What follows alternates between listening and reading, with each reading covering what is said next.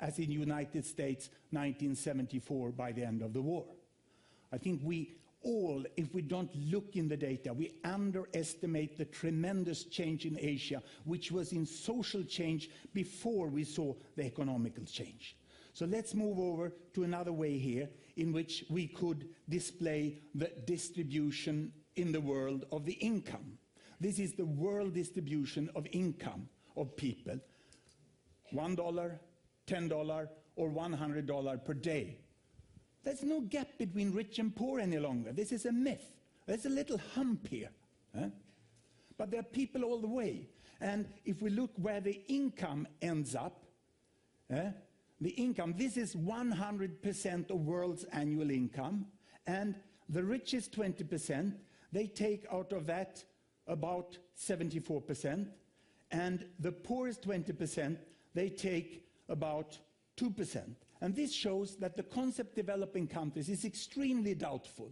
We sort of think about aid, like these people here giving aid to these people here. But in the middle, we have most of the world population, and they have now 24% of the income. We heard it in other forms. And who are these? Where are the different countries? I can show you Africa. This is Africa. 10% of world population, most in poverty. This is OECD, the rich country, the country club of the UN. And they are over here on this side, and quite an overlap between Africa and OECD. And this is Latin America. It has everything on this earth, from the poorest to the richest in Latin America. And on top of that, we can put East Europe, we can put East Asia, and we put South Asia. And how did it look like if we go back in time to about 1970?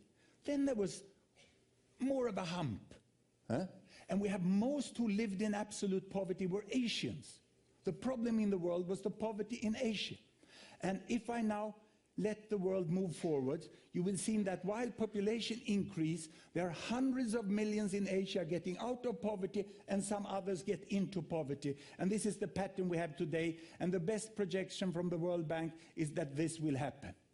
And we will not have a divided world. We will have most people in the middle. Of course, it's a logarithmic scale here. But our concept of economy is growth with percent. We look upon it as a possibility of percentage increase. If I change this and I take GDP per capita instead of family income, and I turn these individual data into regional data of gross domestic product, and I take the regions down here, the size of the bubble here. But our concept of economy is growth with percent. We look upon it as a possibility of percentage increase. If I change this and I take GDP per capita instead of family income, and I turn these individual data into regional data of gross domestic product, and I take the regions down here, the size of the bubble is still the population, and you have the OECD there, and you have sub-Saharan Africa there, and we take off the Arab states there, coming both from Africa and from Asia, and we put them separately, and we can expand this axis, and I can give it a new dimension here by adding the social values there, child survival. Now I have money on that axis, and I have the possibility of children to survive there. In some countries, 99.7% of children survive to 5 years of age, others only 70. And here it seems that there is a gap between OECD, Latin America, East Europe, East Asia, Arab states, South Asia, and sub-Saharan Africa. The linearity is very strong between child survival and money. But let me split sub-Saharan Africa. Health is there, and better health is up there. I can go here, and I can split sub-Saharan Africa into its countries. And when it bursts, the size of each country bubble is the size of the population. Sierra Leone down there, Mauritius up there. Mauritius was the first country to get away with trade barriers, and they could sell their sugar, they could sell their textiles on equal terms as the people in Europe and North America. There's a huge difference between Africa, and Ghana is here in the middle. In Sierra Leone, humanitarian aid. Here in Uganda, development aid. Here, time to invest. There you can go for holiday. It's a tremendous variation within Africa, which we very often make that it's equal everything. I can split South Asia here India is the big bubble in the middle, but huge difference between Afghanistan and Sri Lanka. And I can split Arab states. How are they? Same climate, same culture, same religion, huge difference. Even between neighbors. Yemen, civil war, United Arab Emirates money, which was quite equally and well used. Not as the myth is. And that includes all the children of the foreign workers who are in the country. Data is often better than you think. Many people say that data is bad. There is an uncertainty margin. But we can see the difference here, Cambodia, Singapore. The differences are much bigger than the weakness of the data.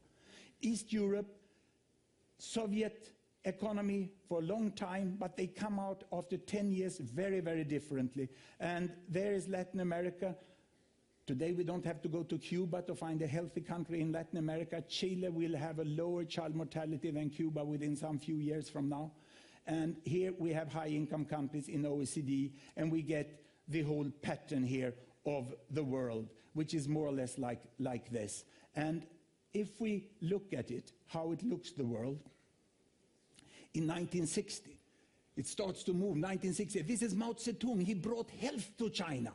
And then he died, and then Deng Xiaoping came and brought money to China and brought them into the mainstream again. And we have seen how countries move in different directions like this. So it's sort of difficult to get an example country which shows the pattern of the world. But I would like to bring you back to about here at 1960. And I would like to compare South Korea, which is this one, with Brazil, which is this one.